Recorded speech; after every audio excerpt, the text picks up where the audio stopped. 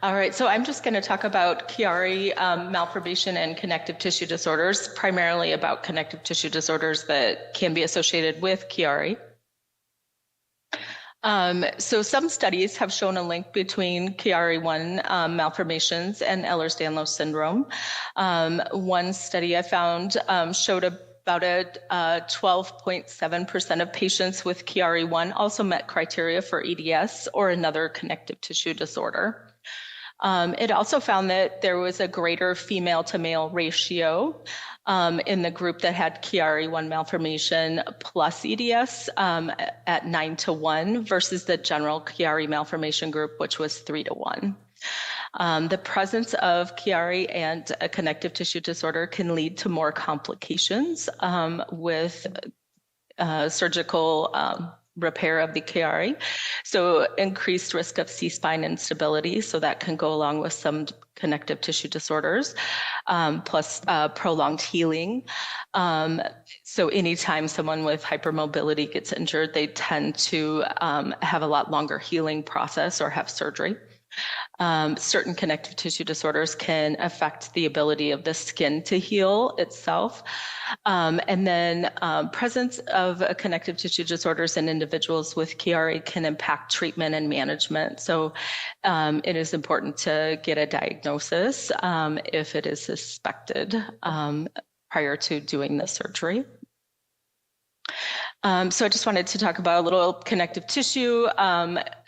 It's tissue that connects, supports, protects, or gives structure to other tissues and organs in the body. So mainly talking about with this, the cartilage and the dense connective tissue, along with the bone that it connects to. There's different types of connective tissue disorders. So there's genetic disorders. Those are caused by pathogenic variants in genes.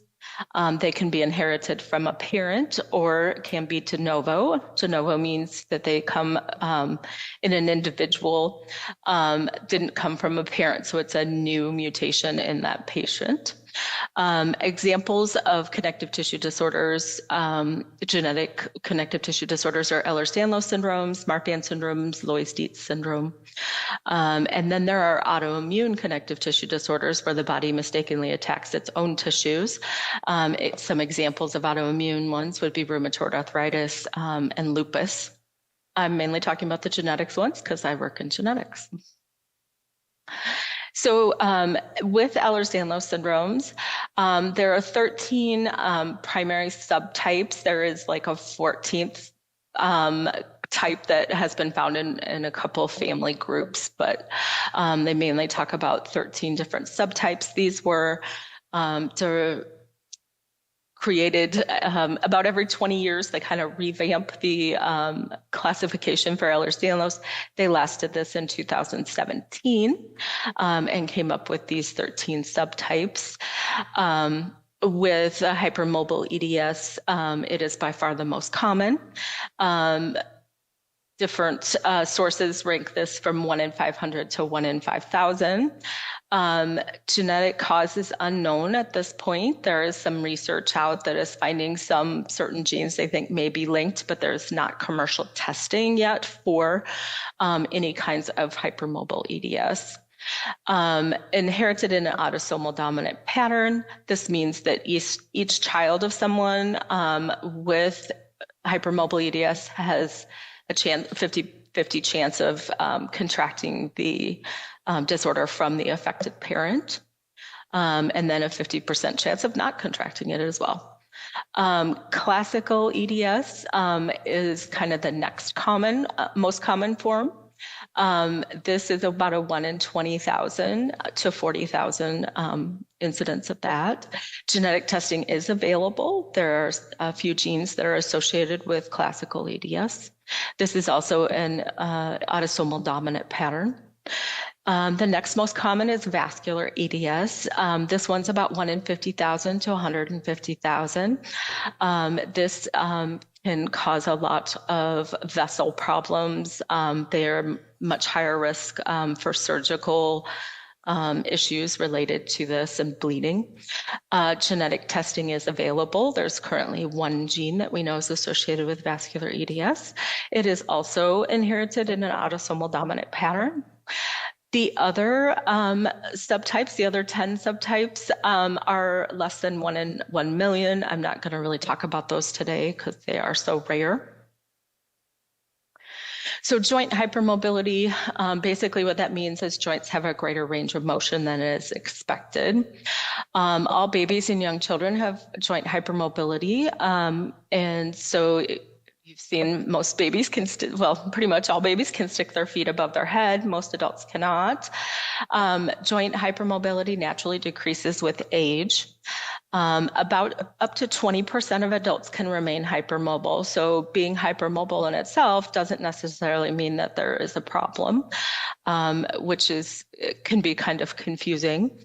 Many individuals with hypermobility are asymptomatic. So in our genetics division, a lot of people here are hypermobile. We have, of course, all looked at each other and check that out. So, and many of them have no issues. So just a little example there. Joint hypermobility can create issues due to joint instability. So if that joint's moving around more than it should be, it can certainly cause wear and tear and damage to that joint. So wearing away at the cartilage more than it would in somebody who has better stability can also lead to joint injuries. So frequent sprains, twisting ankles is a pretty common thing among hypermobile individuals. So that joint instability can cause the pain subluxations, which are partial joint dislocations, full dislocations, and joint injuries. So some people with joint hypermobility, normally if someone dislocates a shoulder or a knee, they often are going to the ER to have that put back for them. Individuals with joint hypermobility can often put that joint back themselves. So sometimes they may not even realize that they're fully dislocating a certain joint. Joint hypermobility is assessed using the Beighton score.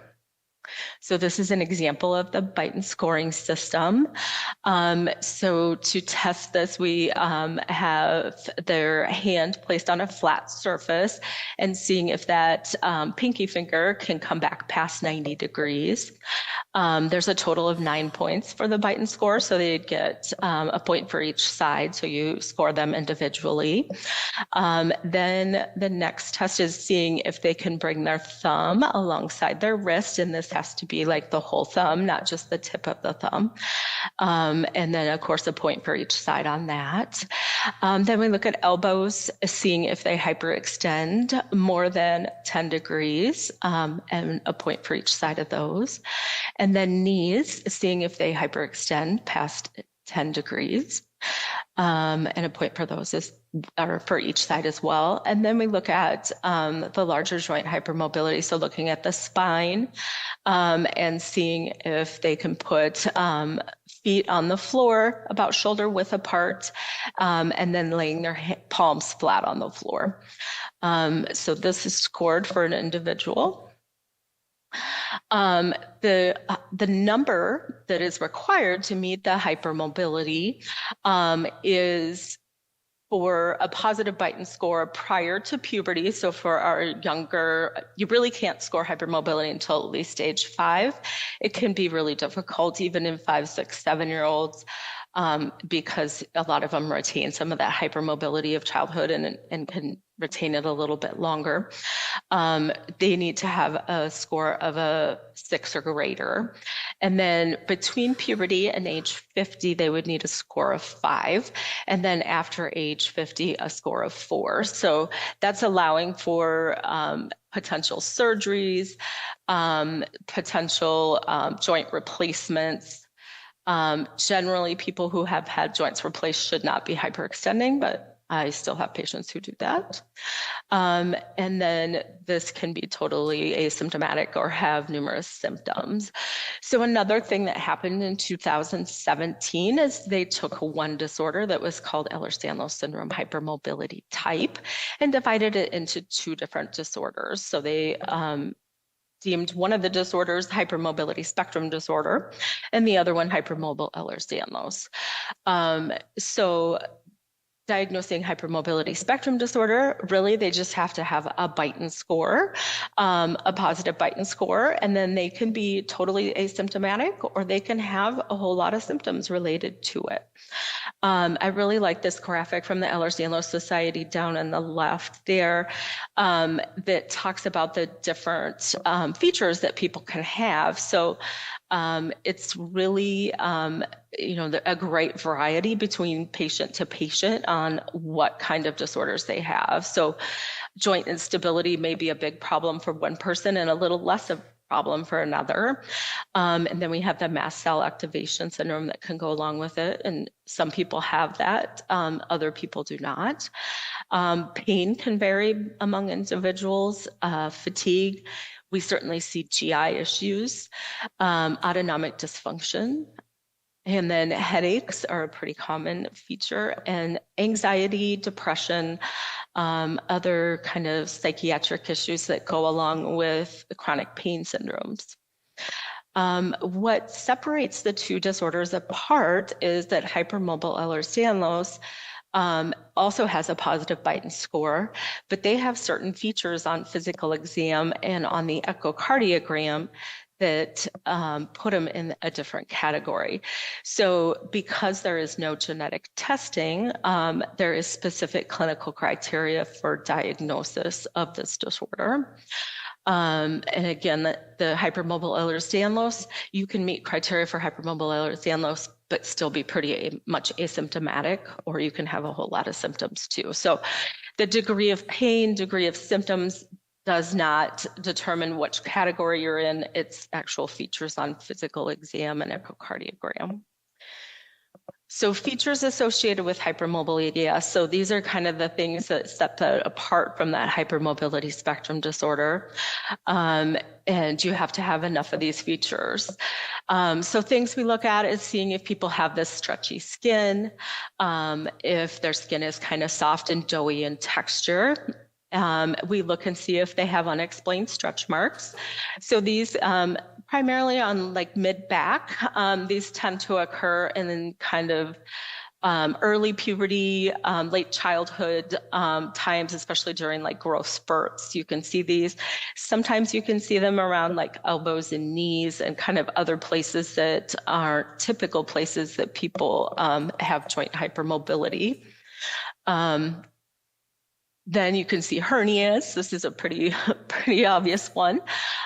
We have to have two hernias that are abdominal hernias, so can be inguinal, umbilical. You can also have one hernia that's been repaired and then returned. So it's either two abdominal hernias or the one that's been repaired and returned to account for that. We can see teeth, crowding of the teeth, and then this high arch palate where you can see kind of a narrow palate. So I always kind of ask my patients, have they had, a history of a palatal expander? Because many of these patients have had a palatal expander to kind of make room in their mouth. Down here on the left, we have an example of atrophic scarring. So these are scars that kind of pull apart, get wide, almost get like a thin papery texture, can be kind of shiny and wrinkly. The next picture is a picture of physiogenic papules. So these can occur along the heels. They are assessed when people are standing with their full body weight on them. So they often kind of go away when you don't have weight on them. They're a little hard to assess on yourself, a lot easier to assess on somebody else. We also measure arm span to height ratio. So we take that arm span divided by the height, and that gives us a ratio. So most people's arm span and height are about the same, giving them a ratio of about 1. But with certain connective tissue disorders, that can be increased. And so the magic number for that is 1.05. If people ratio is greater than that, then that kind of gives them a point towards the diagnosis. We also look for pelvic organ prolapse. So that can be a rectocele, a cystocele, or a uterine prolapse. And that has to be in children women prior to pregnancy, because pregnancy can affect your pelvic floor. Just carrying a baby or having a vaginal delivery can definitely affect that. And then in men would be a concern there as well. We look for arachnodactyly, or really long fingers. We do a test called the thumb sign. So there's an example of the thumb sign there where that first joint kind of sticks out past the ulnar border of the palm. And then on the other side, we do wrist sign, where we see if they can take their thumb and pinky finger and overlap that thumb onto that pinky finger going around their wrist. And then on the echocardiogram, we look for a couple of things. So one of those things is aortic root dilation. So we do some measurements there at the aortic annulus, the sinus of Valsalva, the sinotubular junction, and then the ascending aorta. And then down at the bottom is an example of mitral valve prolapse. So the picture on the left is a normal mitral valve. And then the one on the right shows the prolapse, where both of those leaflets kind of balloon upward. So if you have at least 5 of those items, that can kind of give you that diagnosis of hypermobile Ehlers-Danlos syndrome versus the diagnosis of hypermobility spectrum disorder. Now I'm just going to talk about how to get evaluated for EDS, because this can be a little bit of a challenge. So this is something that can be diagnosed and managed by your primary care provider. So this is something that in 2017, when they came out, they kind of devoted an issue of the Medical Genetics Journal to this and talked about kind of resources for primary care and things like that. They also came out with this diagnostic checklist.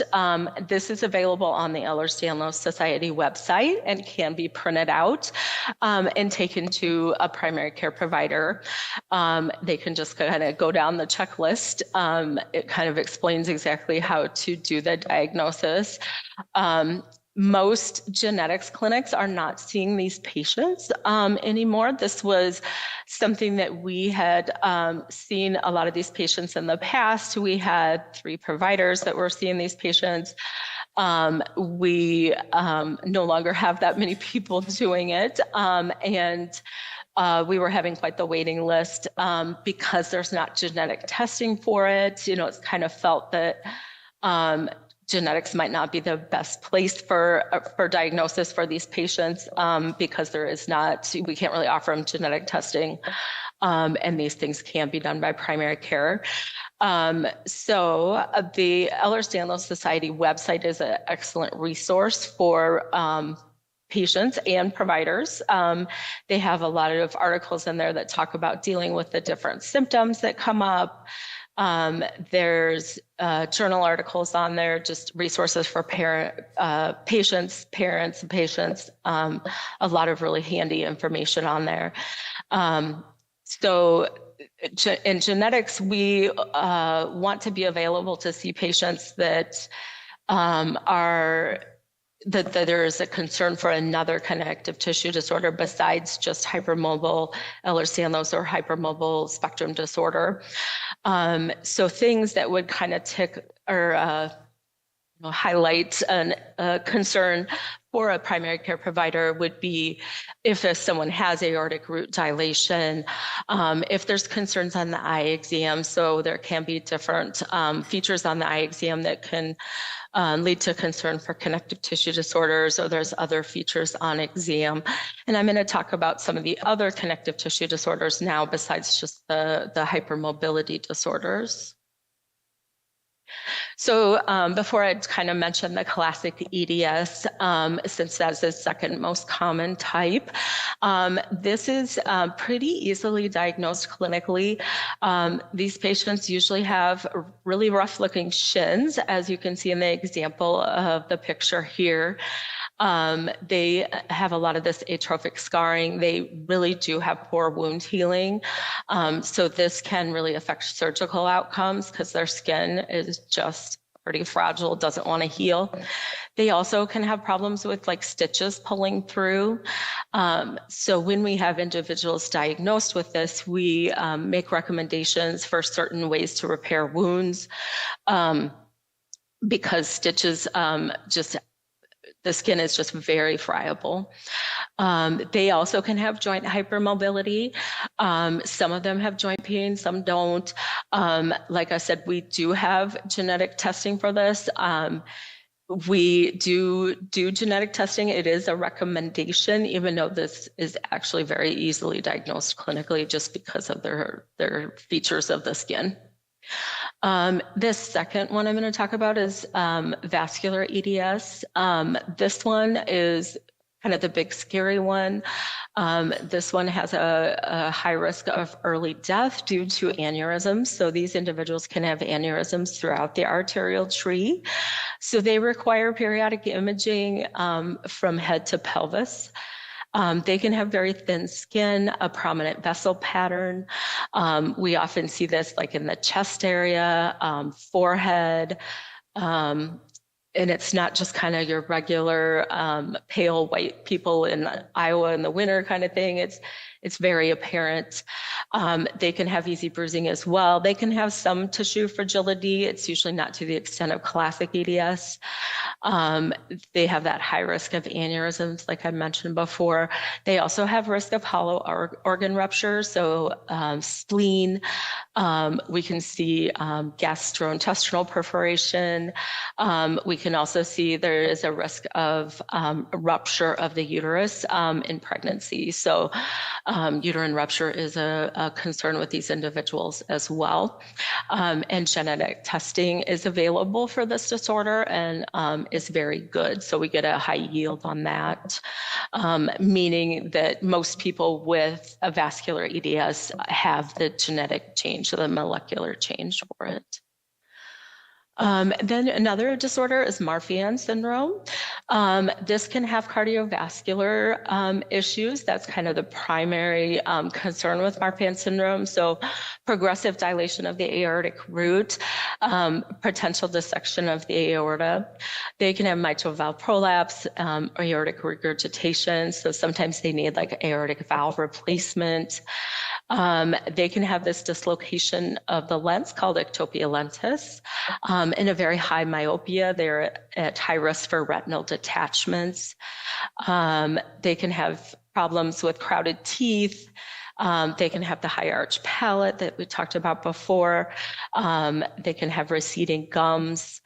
They can have the atypical stretch marks on the skin as well. They tend to have kind of the longer limbs, tall stature. So they generally, a lot of them have the positive arm span to height ratio, so greater than 1.05. They can have kind of this hindfoot deformity, which is an example of the picture down there, where it looks like they're kind of walking on part of their ankle there, or have this V shape to the back of their foot. They can have a pectus carinatum, which is when the chest is kind of that barrel chest, or bows outward. And then they can have the pectus excavatum, where the chest sinks in. The pectus carinatum is generally not associated with any issues in terms of causing problems other than kind of cosmetic. It's the main issue for pectus carinatum. And then pectus excavatum can cause cardiac issues. So it can cause, depending on how deep it is, can cause some compression of the heart, can cause some lung compression. So sometimes they can have some exercise intolerance, and there is repair for that if needed. They can also have pretty significant scoliosis and may need surgery for spinal fusion for that. They can have distinct facial features, a long, narrow face, deep-set eyes, down-slanting pupillary fissures. They can have kind of sunken in cheekbones, and then they can have a recessed chin. They can have pulmonary issues as well. So they can have spontaneous pneumothorax, a collapsed lung, and that just occurs not related to any kind of trauma, but some people say, I just was coughing and it happened, or it just happened when they weren't doing anything. Asthma, and then they're at higher risk of sleep apnea as well. And then Loeys-Dietz syndrome. So this is kind of the newest connective tissue disorder. This was discovered in 2005. That can have cardiovascular concerns. So it can cause the aortic root dilation.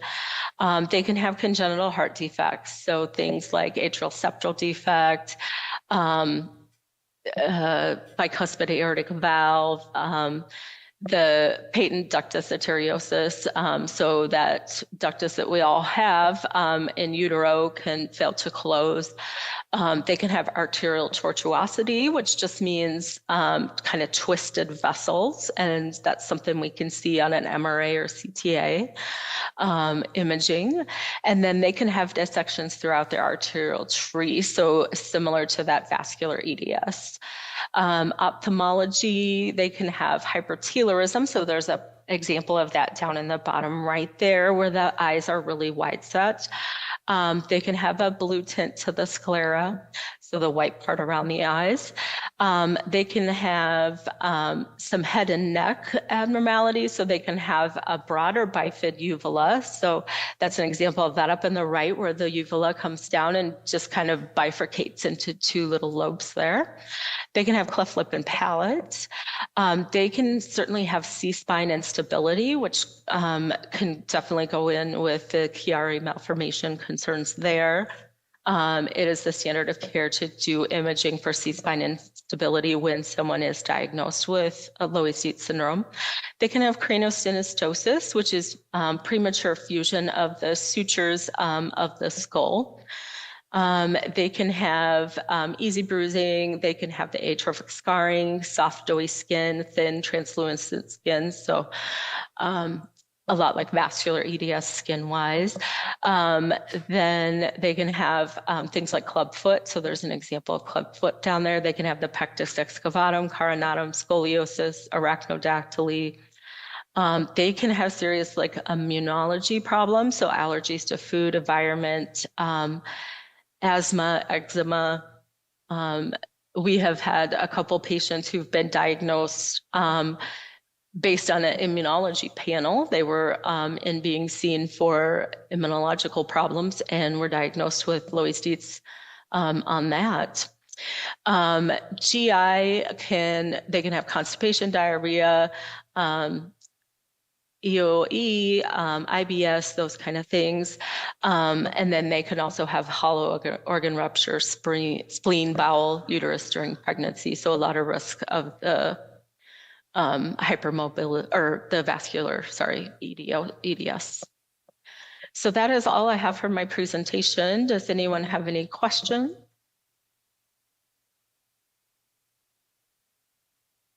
Thanks, Samantha. I think we'll take questions right now. This is a webcast. Okay. And the rest of the speakers in this session, we'll just do it in person at the end. Anyone have any questions? I have a quick question, Samantha. Yep. For everyone here, what's the best way to classic EDS and hypermobile EDS and hypermetric? So hypermobile EDS and classic EDS, they're very similar. What's the key differentiating factor on exam or features that you would say, oh yeah, this one needs to get genetic testing versus this one, this is your hypermobile EDS and there's no genetic test, so let's not do it? Between hypermobile and classic, it's definitely the skin. I primarily look at their shins, and that really just clues me in on if they have classic or not. It is recommended that we do genetic testing in patients that have any features of skin fragility, the really easy bruising. So a lot of people say that they bruise easily, but these patients, it takes very little, and they'll get large hematomas just from bumping into things. And they really do have a lot of skin staining from all the bruising. And so their shins look pretty bad just from general childhood. So if we diagnose someone with classic EDS in early childhood, we do recommend padding a variety of different pads just for playing, because these kids can, we've had children with classic EDS who their dog walked up to them, put their paw on their leg, and then, just opened up a large wound from just the dog nail. So they just have super fragile skin. Yeah. And that's really the big differentiation between those two. Yeah. And there's skin fragility with hypermobile EDS, but it's not minor. not the extent that you see with classic. Yeah. Right. That's what you say. Because we still have some wound healing issues with hypermobile EDS and surgery.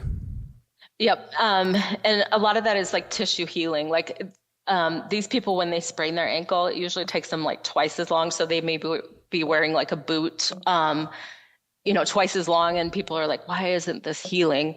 And it just takes forever for those tissues to heal. So in them, it's less the skin and more just general tissues, I think. Other questions? All right. Thanks, Samantha. Great talk. Great overview. Unbelievable. Okay. All right. Thank you.